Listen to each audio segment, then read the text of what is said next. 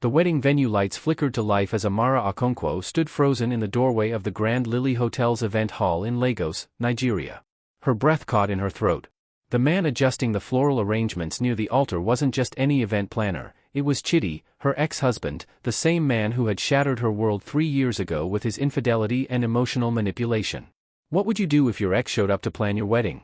Hit like if you've ever felt betrayed by someone you trusted, and comment below where you're watching from. Her fiancé, Obinna Nwachukwu, stood beside her, his hand warm against the small of her back. Amara? What's wrong? She couldn't speak. Couldn't move. The memories crashed over her like Lagos traffic during rush hour, finding Chidi in their bed with her former best friend, Zainab. The divorce papers. The custody battle over their daughter, Chioma. The years of rebuilding herself from the ground up while running her boutique clothing business in Victoria Island. Amara. Chidi turned, his smile wide and professional. He wore an expensive navy suit, his beard trimmed perfectly, looking nothing like the broken man who had begged for forgiveness during their divorce proceedings. Surprise! When Obinna's mother told me you needed the best event. The next morning, Amara sat in the small office behind her boutique, Divine Threads, in Victoria Island. The shop specialized in modern African fashion, Ankara prints reimagined for professional women, traditional wrappers paired with contemporary blouses. She'd built this business from nothing after the divorce, pouring every naira and every tear into making it successful. Her sister Ngozi burst through the door, her nursing scrubs still on from her night shift at Lagos University Teaching Hospital. I came as soon as I got your message. Chidi is planning your wedding? Have you lost your mind? It wasn't my choice, Amara said, pulling up her laptop. Obinna's mother hired him. And now I need to know what he's really up to.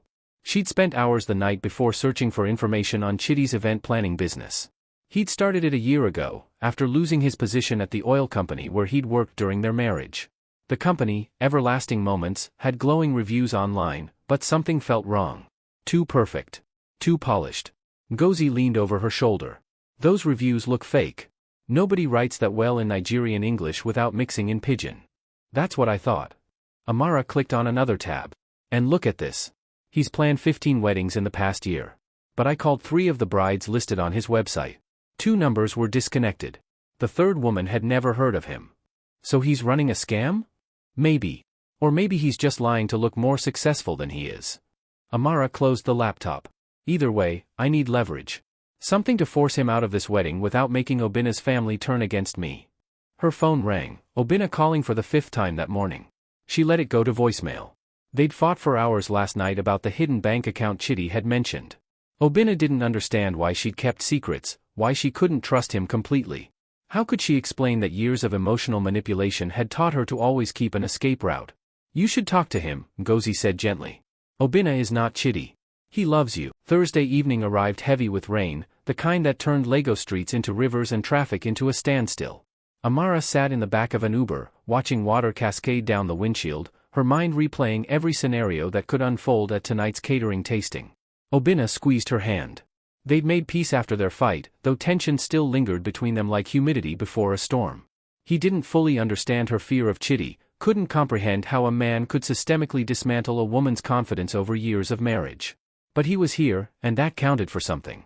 Whatever happens tonight, Obinna said, we face it together. Amara nodded, but her thoughts were elsewhere, on the folder hidden in her handbag containing everything Barrister Coker had uncovered about Chidi's business in the past 3 days. Tax irregularities. Unpaid suppliers. A former client threatening legal action over a botched wedding. It wasn't much, but it was leverage. The Grand Lily Hotel's restaurant had been reserved for their private tasting. Crystal chandeliers cast warm light over tables draped in white linen. Chidi stood near the entrance, somehow more handsome than Amara remembered, wearing traditional agbada in deep purple, looking every bit the successful businessman he pretended to be. Welcome.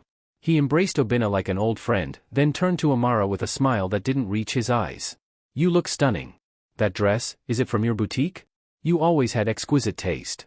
Let's get this over with, Amara said flatly. But as Amara looked into his eyes, she wondered if love was enough when facing the wreckage of your past, the judgment of your future family, and an ex-husband determined to burn it all down. Her phone buzzed. A text from Chioma, Daddy says you're fighting about the wedding again. Why can't you guys just get along for me? Crying face. Amara's heart shattered. Chidi had already started his emotional manipulation, using their daughter as a weapon. This wasn't just about a wedding anymore. This was war. And Amara was done playing defense. She stood, wiping her eyes, her spine straightening with new resolve. We're not canceling the wedding. We're not letting your mother or Chitty win. But we are doing this my way. What do you mean? I mean, Amara said, pulling out her phone to call Barrister Coker, if Chitty wants to destroy my life, I'll destroy his first. Every lie, every manipulation, every way he's hurt people, I'm going to expose all of it. And when I'm done, he'll wish he never set foot in that event hall. Obinna looked concerned. Amara, revenge isn't. This isn't revenge, she interrupted.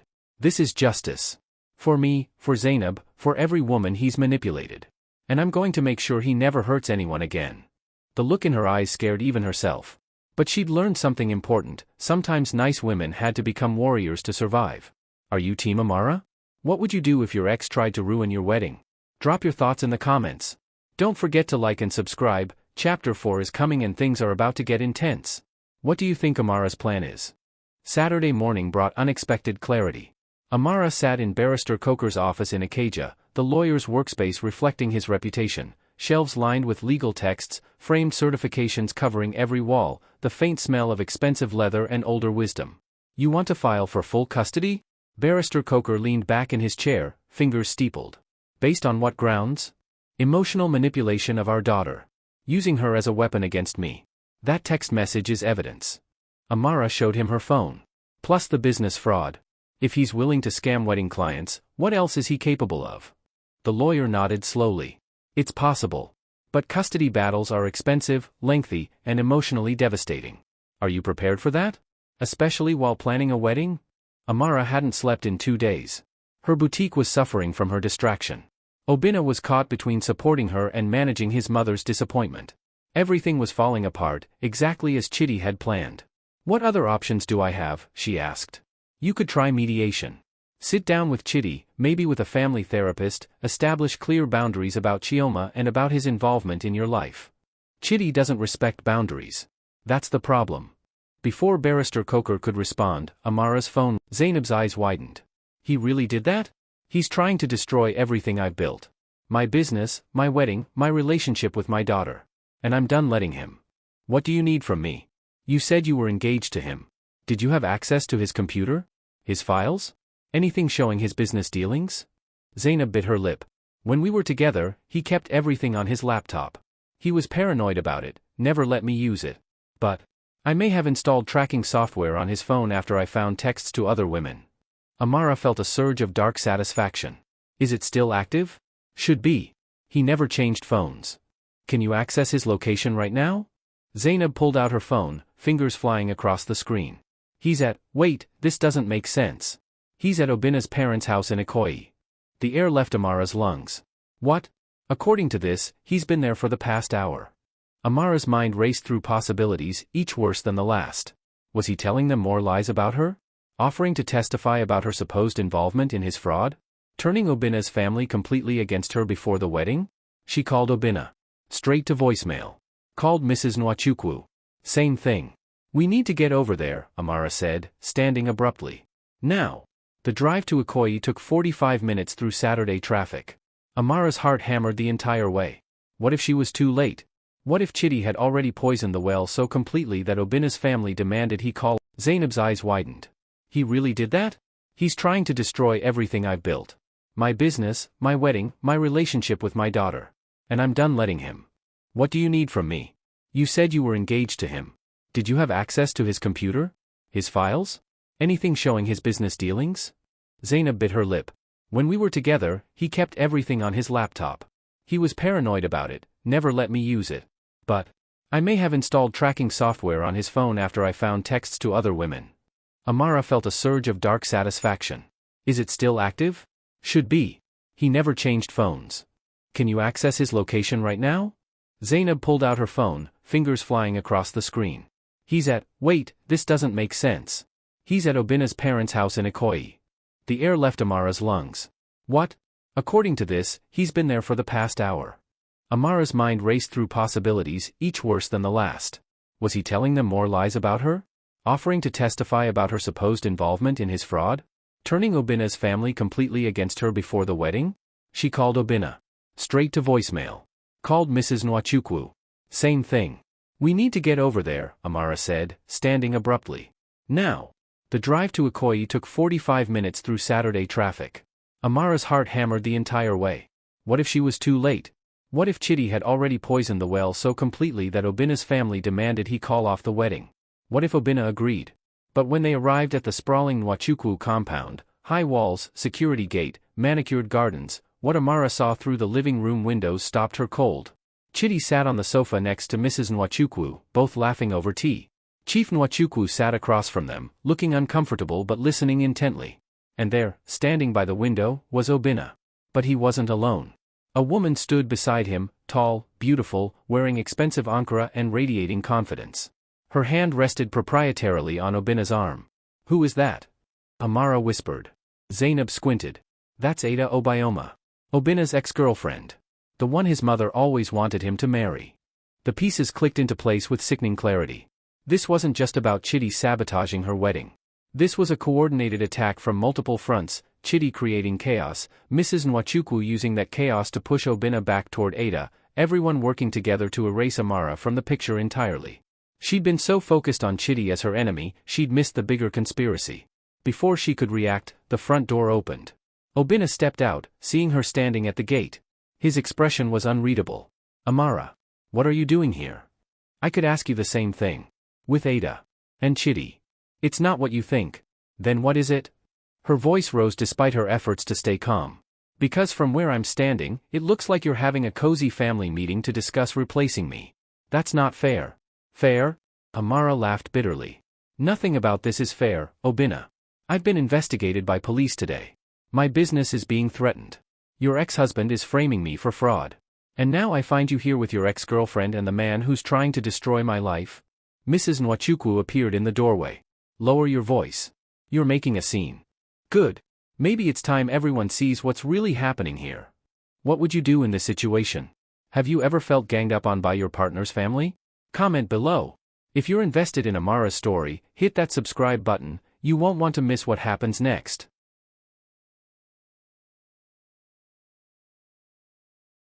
The confrontation moved inside at Chief Nwachukwu's insistence, though Amara felt like a defendant walking into hostile territory.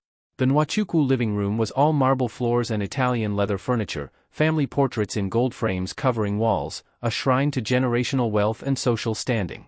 Chidi remained on the sofa, expression carefully neutral. Ada sat across from him, looking between Amara and Obina with thinly veiled satisfaction. Mrs. Nwachukwu positioned herself at the room's center like a judge. Since you've arrived uninvited, Mrs. Nwachukwu began coldly, perhaps you should hear what we've been discussing. Chidi came to us with concerns. Legitimate concerns about your stability, your fitness as a mother, and your involvement in questionable business practices. Lies, Amara said firmly. Everything he told you is a lie designed to break us apart. Is it a lie that police are investigating your business? Mrs. Nwachukwu held up her phone, showing a news article. Lagos boutique owner questioned in wedding fraud scheme. This was published an hour ago. Amara's stomach dropped. The story had gone public. Her business, her reputation, everything was being destroyed in real time. She looked at Chidi, who shrugged innocently. I didn't write the article, he said.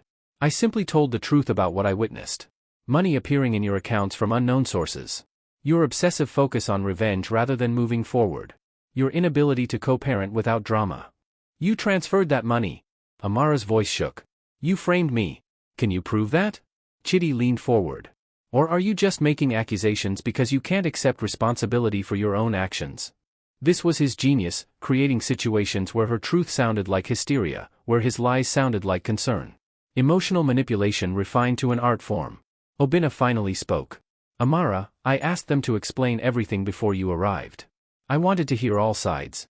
There are no sides here. Amara turned to him desperately. Can't you see what he's doing? He's turning everyone against me, making me look unstable, so you'll call off the wedding. Maybe calling it off isn't the worst idea. Ada's voice was soft but pointed. Obina, you deserve peace. Not this constant drama. Stay out of this, Ada, Obina warned, but his tone lacked conviction. Mrs. Nwachukwu seized the opening. Ada has known our family for 15 years. She's from good stock, never been divorced, no complicated past. Perhaps we were too hasty in celebrating your engagement to someone we barely know. Someone you barely know? Amara felt her composure shattering. I've spent a year trying to earn your approval. Coming to family gatherings, tolerating your passive-aggressive comments, bending over backward. And yet you bring police investigations, angry ex-husbands, and public scandals, Mrs. Nwachukwu interrupted. This is not. Adi's expression hardened. Then we have 36 hours. Let me tell you everything I know about my brother's business dealings. And trust me, the fraud the police are investigating? That's just the tip of the iceberg. Over the next hour, Adi's revealed a pattern of destruction. Chidi had swindled not just wedding clients, but business partners, friends, even their own mother out of her retirement savings. He'd forged documents, created shell companies, and left a trail of victims too ashamed to come forward. Why didn't you report him? Amara asked. Family loyalty. Misplaced, I know. But after what he's doing to you, to Chioma. Adi's jaw tightened. I'm done protecting him. I'll testify at the custody hearing. I'll provide documentation of everything. And I'll make sure he never manipulates another woman again. Sunday morning, Amara met with Barrister Coker to prepare for court. The lawyer reviewed Adi's evidence with growing satisfaction. This is good. Very good. It establishes a pattern of deception and fraud that undermines his entire custody claim. Combined with the police investigation into his business, the tracking software showing he's been stalking you. Wait, we can use that? Amara looked at Zainab, who nodded. It's evidence of harassment. Shows his real motive isn't protecting Chioma, but controlling you. By Sunday evening, Amara felt almost hopeful. She'd assembled a case that could not only defeat Chidi's custody grab but potentially send him to prison. Justice, finally, within reach. Then her phone rang. Chioma calling. Mommy? Her daughter's voice was small, frightened. Daddy says I have to stay with him starting tomorrow. That you're in trouble and I can't see you anymore. What's happening? Why are you and Daddy fighting again? Amara's heart shattered. This was the real cost of Chidi's games, their daughter's sense of security, her trust in both parents. Baby, listen to me. Everything is going to be okay. There's a meeting tomorrow with a judge, and after that, you'll come home. I promise. But Daddy said. I don't care what Daddy said. Amara forced steel into her voice. You are my daughter, and nothing, will keep us apart. Do you trust me? A pause, then quietly, yes. Then trust that I will fix this. I love you, Chioma. More than anything in this world. After they hung up, Amara sat in the growing darkness of her apartment, surrounded by wedding magazines she'd never opened, venue contracts she'd never finalized. Her phone buzzed with a text from Obinna, I'm sorry. I just need to think. She didn't respond. What was there to say? That she understood? That she forgave him for doubting her when she needed him most? That she'd wait while he decided if she was worth fighting for? No. Amara was done waiting for men to decide her worth. She'd spend tomorrow in court fighting for her daughter. Then, regardless of the outcome with Obinna, she'd rebuild her life. Again. Because that's what survivors did, they survived. Her phone buzzed again. This time, an unknown number with a video attachment. Against her better judgment, she opened it. The video showed Obinna and Ada having dinner at an expensive restaurant in Victoria Island. Laughing. His hand covering hers across the table. The timestamp, tonight, just hours ago. Below the video, a message from Chidi, I told you he'd choose better eventually. See you in court tomorrow. Oh, and you might want to check your business email. Your landlord has officially begun eviction proceedings. Smiling face with smiling eyes. Amara stared at the screen, watching her entire world collapse in real time. Her daughter. Her fiancé. Her business. Everything Chidi had promised to destroy, he was systematically dismantling. But as the shock wore off, something else emerged, not despair, but cold, crystalline fury. Chidi had made one critical mistake. He'd underestimated her capacity for ruthlessness when backed into a corner. If he wanted war, she'd give him war. She opened her laptop and began typing an email to Detective Adeyemi, copying Barrister Coker and Adiz. Subject line, additional evidence in the Chidi Okonkwo investigation. In the body, she detailed everything, the stalking, the harassment, the manipulation of their daughter, the conspiracy with Mrs. Nwachukwu, the frame-up. She attached screen recordings of every threatening message, every piece of evidence she'd collected. Then she did something she'd been too proud to do before. She posted on social media, not a victim's plea, but a warrior's declaration. She told her story, the domestic betrayal, the infidelity, the ongoing harassment, the attempt to frame her for fraud. She tagged every news outlet that had run the negative story about her business. She named Chidi directly. Within an hour, the post had hundreds of shares. Within 2 hours, a local TV station had contacted her for an interview. By midnight, #Justice for Amara was trending in Lagos. The truth, finally, was coming to light. Her phone rang at 1 a.m. Obinna. Amara, I just saw your post. I'm so sorry. Are you? Her voice was ice. Because 3 hours ago you were having dinner with Ada while my life fell apart. That wasn't, she just wanted to talk. I don't care anymore, Obinna. You chose to believe your mother over me. You chose to doubt me when I needed you most. You chose comfort over fighting for us. That's not fair. Life isn't fair. But I'm done trying to convince people of my worth. I'm done shrinking. I'm done. She took a shaky breath. The wedding is off. Keep the deposit on whatever's been paid. Consider it my gift for the time we had. Amara, please. She hung up. Then blocked his number. There was only one fight left that mattered, the one tomorrow morning for Chioma. Everything else was just noise. Are you proud of Amara for finally standing up for herself? Do you think she made the right choice with Obinna? Comment your thoughts. Don't forget to subscribe. Chapter 6 drops soon and you won't believe what happens in that. Monday morning arrived with surprising clarity. Amara dressed carefully for court, a navy blue suit from her boutique, minimal jewelry, her natural hair styled in a neat bun. Professional. Composed. The opposite of the unstable woman Chidi wanted to portray. The Lagos High Court in Igbosir was chaos as always, lawyers in black robes rushing between courtrooms, families waiting anxiously on wooden benches, the smell of old documents and nervous sweat permeating everything. Barrister Coker met her at the entrance, Adiz beside him with a briefcase full of evidence. He's already here, the lawyer said quietly. With his attorney. And Mrs. Nwachukwu. Of course.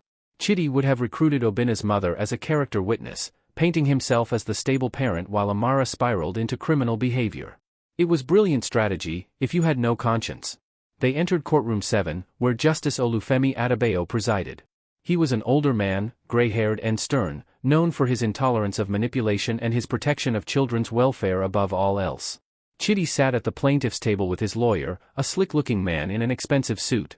Mrs. Nwachukwu sat in the gallery, her presence a silent condemnation. But as Amara took her seat, she noticed someone unexpected, Obinna, sitting in the back row, looking exhausted and conflicted. Their eyes met briefly before Amara looked away. Whatever guilt or regret he felt now was too late. The hearing began with Chidi's lawyer presenting his case, Amara's alleged involvement in fraud, the police investigation, her documented history of emotional instability and vindictive behavior toward her ex-husband. He painted a picture of a woman obsessed with revenge, putting her own grudges above their daughter's well-being.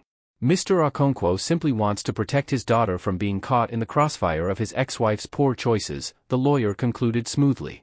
Justice Adebayo turned to Amara. Counselor, your response? Barrister Coker stood, and for the next 20 minutes, he systematically dismantled Chidi's case. He presented evidence of the fraudulent money transfers, showing that Amara had no knowledge of them until police contacted her, that the transfers were clearly designed to frame her. He showed the tracking software evidence, proving Chidi had been stalking her, coordinating his appearance at her wedding venue. Then he called Adiz to testify. Chidi's expression changed when his sister walked to the witness stand, shock, then anger, then barely controlled rage. State your relationship to the plaintiff, Barrister Coker said. I'm his sister. And I'm here to tell the truth about Chidi Okonkwo's pattern of manipulation and fraud. For the next 30 minutes, Adiz detailed everything, the victims, the scams, the forged documents. She spoke calmly, professionally, providing documentation for every claim. She testified about Chidi's treatment of their mother, his history of using family members to further his schemes. My brother doesn't want custody of Chioma because he cares about her welfare, Adiz said firmly. He wants custody because it's the ultimate weapon against Amara. He's using that child as leverage, and it's unconscionable.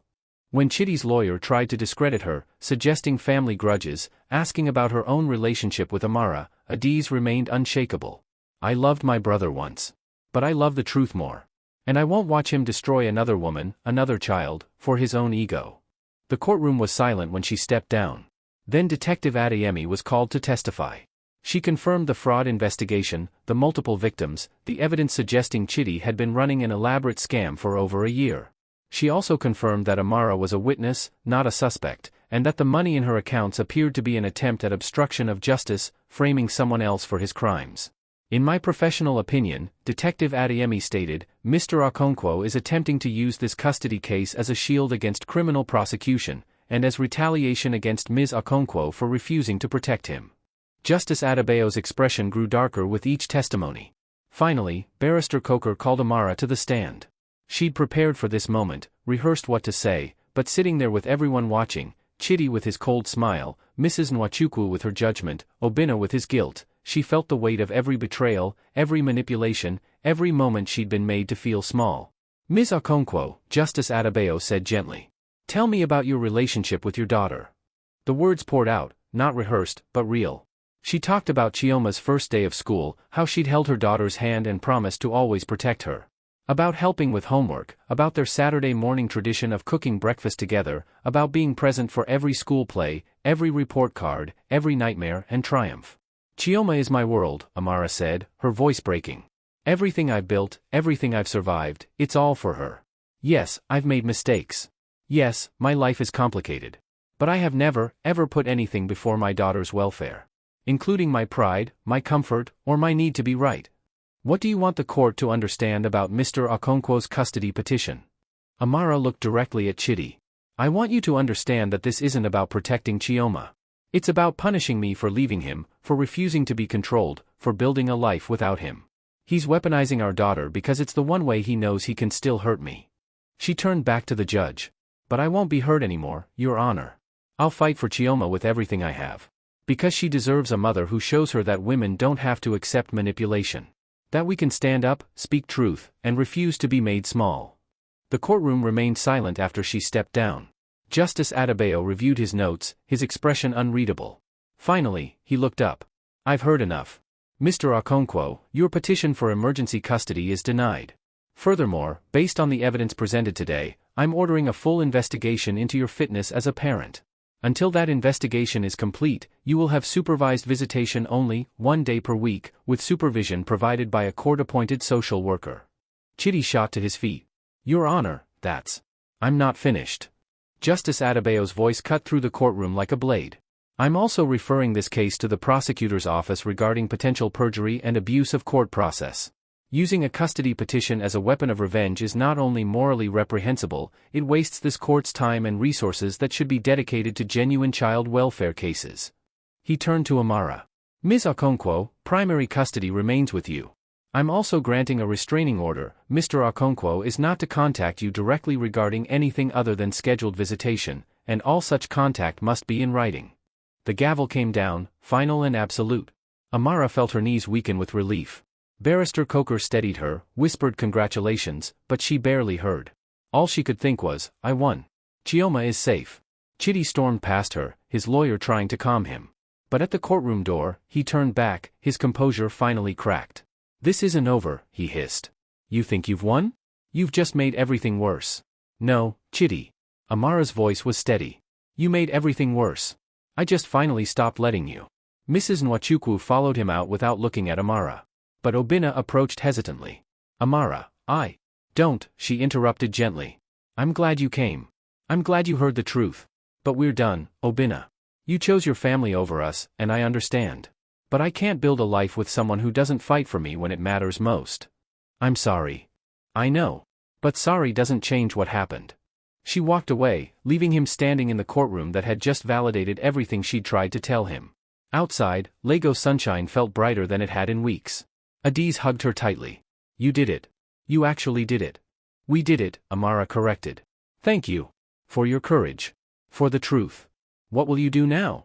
Amara thought about her boutique, about the eviction notice, about rebuilding her reputation after the fraud allegations. So much work ahead. So much healing to do. But for the first time in months, she felt hope. "I'm going to pick up my daughter from school," she said. "And then I'm going to start over. Again. Because that's what we do." Her phone buzzed. A text from an unknown number: "Congratulations on your court victory. You might want to check the news. A friend." Amara pulled up a news site on her phone. The headline made her gasp.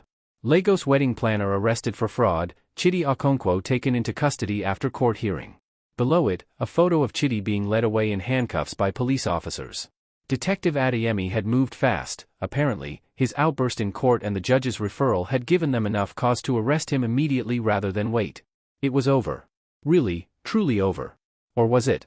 Another text arrived, this time from Obinna's sister, Amaka, whom Amara had grown close to during their engagement. "My mother is furious. She's swearing revenge for the humiliation you caused the family. Be careful." Amara stared at the message.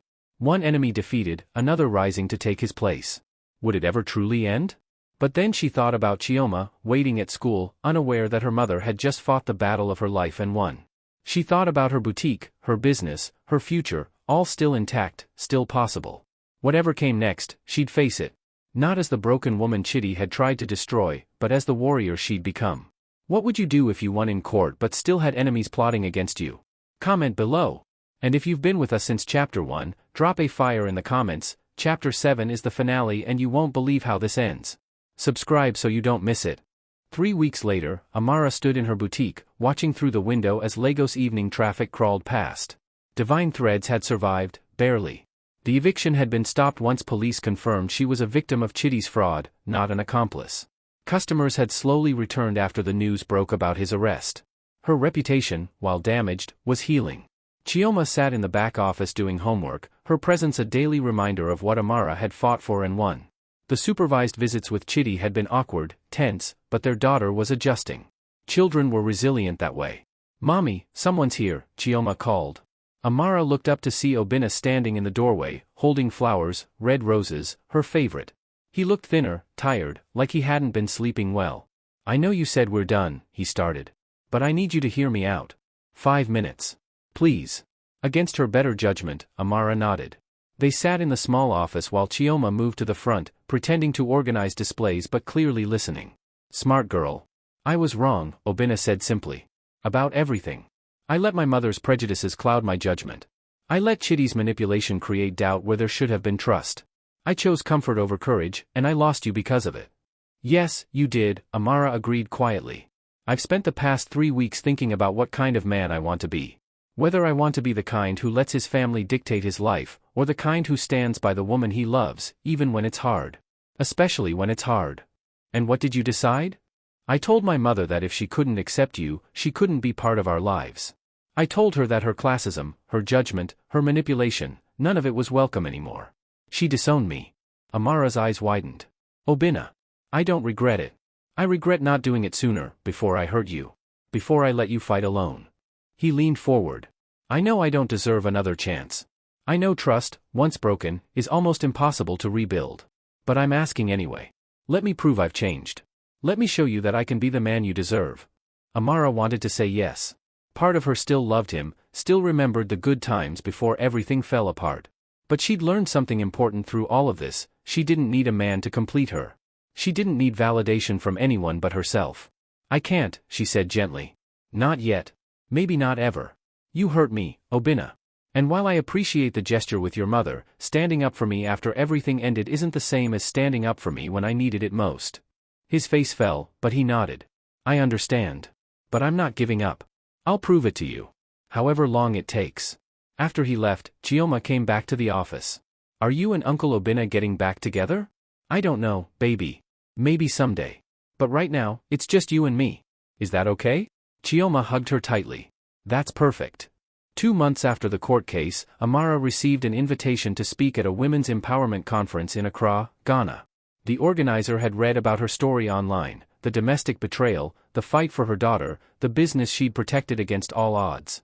They wanted her to share her journey with other women facing similar situations. Standing on that stage, looking out at hundreds of faces, African women of all ages, from all backgrounds, Amara felt something shift inside her. Her pain, her struggle, had become something bigger than herself. It had become a testimony. A roadmap for other women still trapped in manipulation, still believing they deserved less than everything. "I want you to understand something," she said into the microphone. "When someone betrays you, through infidelity, through emotional manipulation, through any form of abuse, it changes you. But it doesn't have to destroy you. You get to decide who you become after betrayal."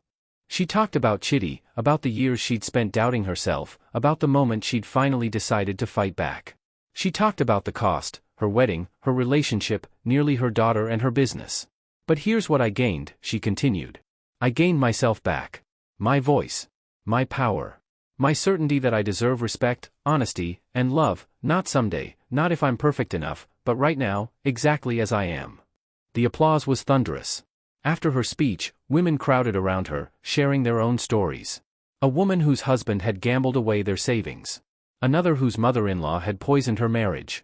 A young girl whose boyfriend's emotional manipulation had nearly broken her spirit. Each story was different. Each story was the same.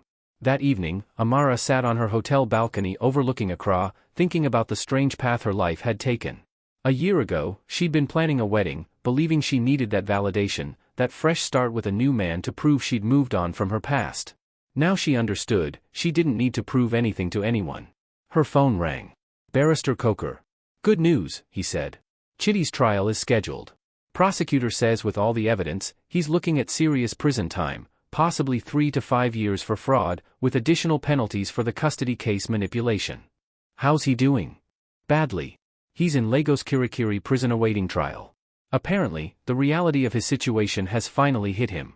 His lawyer passed along a message, he wants to speak with you." Amara's first instinct was to refuse. What could Chitty possibly have to say now? But curiosity won. "Set it up." The prison visit happened on a Saturday morning. Amara dressed simply, brought nothing but her ID, and steeled herself for whatever game Chitty might try to play. But the man who sat across from her in the visiting room looked nothing like the confident manipulator who'd shown up at her wedding venue. Prison had stripped away his polish, the expensive clothes, the perfect grooming, the arrogant smile. He looked broken. "Thank you for coming," he said quietly. "I'm not here to forgive you. I know. I don't deserve forgiveness." He stared at his hands. "I need you to know something. Everything I did, the manipulation, the fraud, trying to take Chioma, it was never really about you. It was about me. About feeling powerless after you left, after I lost control. That's not an excuse. It's not meant to be. It's an explanation. Maybe the only honest thing I've ever said to you." He looked up, and she saw something unfamiliar in his eyes, genuine remorse. "You deserved better. From me, from us, from everything. And I'm sorry. Not because I'm in prison, not because I got caught. But because I hurt you. I hurt Chioma. I destroyed everything good in my life chasing some twisted need for control." Amara sat in silence, processing. This was what she'd wanted for years: acknowledgement, accountability, a genuine apology. But now that she had it, she felt nothing. No satisfaction. No vindication. Just distance. "I appreciate you saying that," she said finally.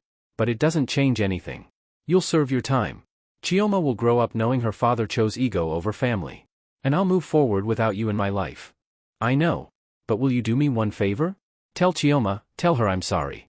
Tell her that her father was weak, not her. That my failures have nothing to do with her worth." Despite everything, Amara felt a flicker of sympathy. "I'll tell her. When she's old enough to understand." As she stood to leave, Chitty spoke again. "For what it's worth, I'm glad you didn't marry Obinna. You were settling. You deserve someone who fights for you without hesitation. Someone who sees your strength instead of being threatened by it." It was the truest thing he'd ever said to her. 6 months after the court case, on a humid Saturday afternoon in Lagos, Amara opened the doors to her second boutique location, this one in Lekki Phase 1, 3 times the size of her Victoria Island shop, with staff and proper inventory and a business loan she'd secured all on her own. The grand opening was packed. Ngozi helped manage the crowd. Adiz cut the ribbon, having become a close friend and business advisor. Chioma handed out promotional flyers, so proud of her mother she couldn't stop smiling. Obinna showed up, keeping his distance but watching with obvious pride. They'd been slowly rebuilding their relationship: coffee dates, honest conversations, therapy together to address what had broken between them. No promises yet. No wedding plans. Just 2 people learning to trust again.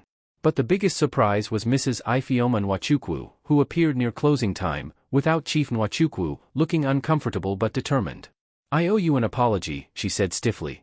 "I let my pride and prejudice cloud my judgment. I treated you poorly because of my own biases, not because of who you are. You're a remarkable woman, Amara. My son loves you. And I've been a fool." Amara studied the older woman, seeing in her face the difficulty it took to admit wrongdoing, the pride being swallowed. It wasn't a full redemption, but it was a start. "I appreciate you saying that," Amara replied. "Where we go from here, that's something we'll have to figure out together. If you're willing to try." "I am." They didn't hug. But they nodded, understanding passing between them. That evening, after everyone had gone home, Amara stood alone in her new boutique, looking at everything she'd built. Not in spite of her past, but because of it. Every betrayal had taught her something. Every loss had made her stronger. Every moment she'd wanted to give up had revealed reserves of strength she hadn't known she possessed. Her phone buzzed. A text from Obinna: "Proud of you. Always have been. Dinner tomorrow?" Just us, no pressure, no expectations. Just two people who still care about each other. Amara smiled. Just dinner. I'll let you know. She wasn't ready to promise forever again. Maybe she never would be. But she'd learned something crucial: her happiness didn't depend on anyone else.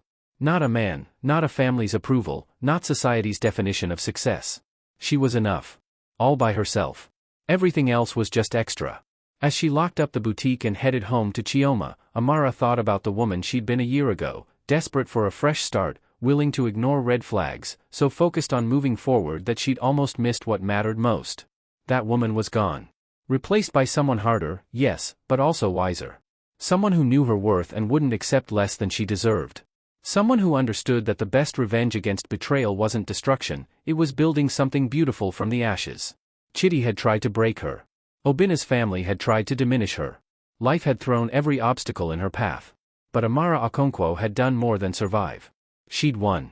And that victory, hard-earned, paid for in tears and sleepless nights and courage she'd had to excavate from her deepest places, was hers alone to claim. 2 years later. The wedding took place on a beach in Zanzibar, Tanzania, small, intimate, just close family and friends. Amara wore a dress she'd designed herself, modern Ankara in brilliant blues and golds, her natural hair in elegant locks. Obina stood at the altar, tears in his eyes as she walked toward him, Chioma beside her giving her away, not her father, but her daughter, because this marriage was about family they'd chosen to build together. Mrs. Nwachukwu sat in the front row, her relationship with Amara still imperfect but real. She'd spent 2 years learning to respect Amara's boundaries, to appreciate her strength, to see past her own prejudices. Ngozi was maid of honor, standing beside Amara with the same fierce loyalty she'd always shown. Adi sat with other guests, having become not just an ally but a true friend. And somewhere in Lagos, Chidi Okonkwo was rebuilding his own life after serving 18 months in prison. He'd sent a card, not an invitation request, not a manipulation, just a simple note: "I hope you find every happiness I denied you. You earned it." Amara had kept the card, not as a trophy but as a reminder. People could change. Healing was possible. Forgiveness didn't mean forgetting, but it did mean releasing the weight of hatred that could poison your own joy. As she and Obina exchanged vows, promises forged in fire, tested by betrayal, strengthened by choosing each other again and again, Amara felt something she hadn't felt in years. Peace. Not the fragile peace of pretending everything was fine, but the deep, unshakable peace of knowing exactly who she was. A survivor. A mother. A businesswoman. A woman who'd been broken and had chosen to rebuild herself into something stronger than before. "I love you," Obina whispered as they were pronounced husband and wife. "Thank you for giving us another chance." "I love you too," Amara replied. "Thank you for earning it." As they walked back down the aisle together, Chioma between them, the Indian Ocean sparkling behind them, Amara thought about everything that had led to this moment. The betrayal, the revenge, the court battles, the rebuilding. She wouldn't wish that pain on anyone. But she wouldn't trade the woman it had made her become. Sometimes the worst things that happen to us become the foundation for our greatest strengths. Sometimes betrayal teaches us our own worth. Sometimes revenge means simply refusing to be broken. And sometimes, healing means understanding that your happily ever after doesn't look like anyone else's, it looks exactly like the life you fought to build with your own 2 hands. Amara Okonkwo had hired her ex-husband as an event planner for her wedding, and he'd shown up with every intention of destroying her life.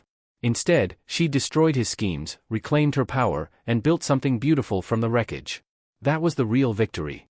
Not the wedding, not the business success, not even the court case. But the woman looking back at her from the mirror each morning, strong, scarred, unbroken, and finally, blessedly free. Epilogue. 5 years after that beach wedding, Amara stood on another stage, this time at a TEDx event in Johannesburg, South Africa. Her boutique had expanded to 4 locations across West Africa. Her story had been featured in international publications. She'd written a book, From Betrayal to Business: How I Rebuilt My Life After Domestic Manipulation. But more than any business success, she'd built something else, a foundation called Second Chances that provided legal aid, business loans, and emotional support to women leaving abusive or manipulative relationships. Hundreds of women had been helped. Dozens had started their own businesses. Lives had been transformed. "People ask me if I regret what happened," Amara said to the audience. "If I wish I could go back and avoid the pain, the betrayal, the very public destruction of my first engagement." She paused, thinking about that woman from years ago, desperate, hurting, fighting for survival. "I don't regret it. Because that pain taught me something crucial: you are not what happens to you. You are what you choose to become after what happens to you. Chitty's betrayal didn't define me. My response to it did. And I chose strength. I chose resilience. I chose to turn my pain into purpose. The audience erupted in applause. Backstage afterward, Obinna waited with Chioma, now 17, brilliant, headed to university, completely unburdened by her parents' past drama. She'd grown up watching her mother build empires from ruins, watching her stepfather support that strength rather than feel threatened by it. She'd learned what healthy love looked like. What self-respect meant. What it meant to fight for yourself when no one else would. Ready to go home? Obinna asked, slipping his arm around Amara's waist. Home, Amara repeated, smiling. Not a place. Not a person. But a feeling, safety, peace, the certainty of knowing exactly who you are and refusing to apologize for it. They'd fought for this. Through betrayal, through doubt, through every obstacle life had thrown at them. And they'd won. Not because the story ended perfectly, but because they'd learned the most important lesson: happy endings aren't given. They're built, brick by brick, choice by choice, refusing to let betrayal define you. Amara Okonkwo had been betrayed by her first husband, nearly destroyed by his revenge plot, and forced to fight for everything she loved. And she'd emerged not bitter, but better. Not broken, but unbreakable. Not a victim, but a victor. That was her story. That was her truth. And it was just the beginning. The end. What an incredible journey. Did Amara's story inspire you? Have you or someone you know overcome domestic betrayal and come out stronger? Share this story with every woman who needs to hear that betrayal doesn't have to be the end, it can be the beginning of something beautiful. Comment below, what was your favorite moment in this story? And where are you watching from? Don't forget to like this video, subscribe to our channel, and hit that notification bell so you never miss another powerful story of resilience, revenge, and redemption. Drop a fire if you're Team Amara. Drop a flex biceps if this story inspired you. And share your own story of overcoming betrayal in the comments. Your testimony might be exactly what someone else needs to hear today. Thank you for going on this journey with us. Until next time, remember, you are stronger than your circumstances, braver than your fears, and more powerful than anyone who ever tried to break you.